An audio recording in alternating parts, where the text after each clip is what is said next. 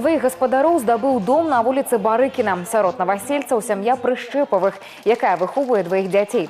Жыллё – гэта не только матэрыяльная падтрымка, але і нагляднае сведчанне таго, як дзяржава шануе своих праваахоўнікаў.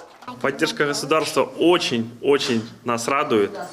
А профессиональный праздник и вручение ключей стало для нас очень хорошим событием. Это новый этап жизни. Я уверена, что он будет светлый, хороший.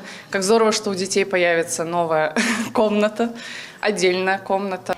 Арендное жилье предоставляется в рамках отповедного указа президента. У дальнейшем квартиры можно будет приватизовать при наявности пэўнага термину выслуги. Они несут непростую службу, не в простых условиях. И государство делает все возможное, чтобы эти условия только улучшить. Вы видели, какие прекрасные лица, когда семья выходит с ребенком, с папа, мама, да, то есть они получают эти ключи от первой арендной своей квартиры, первого своего жилья. Я думаю, это более чем счастье.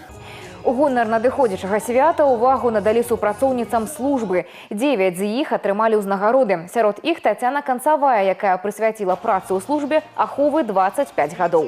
Женщина в погонах сталкивается с теми трудностями, которыми мужчина не сталкивается. Да, на работе мы должны быть дисциплинированными, должны самоусовершенствоваться, расти, развиваться.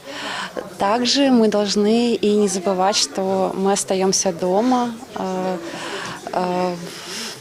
женщиной. В первую очередь мы должны оберегать уют и оставаться нежными, милыми. У беларускай міліцыі захоўваюцца традыцыі, выхоўваецца маладая змена. Нашы праваахоўнікі гатовыя супрацьстаяць любым выклікам і пагрозам, каб гарантаваць бяспеку грамадзян.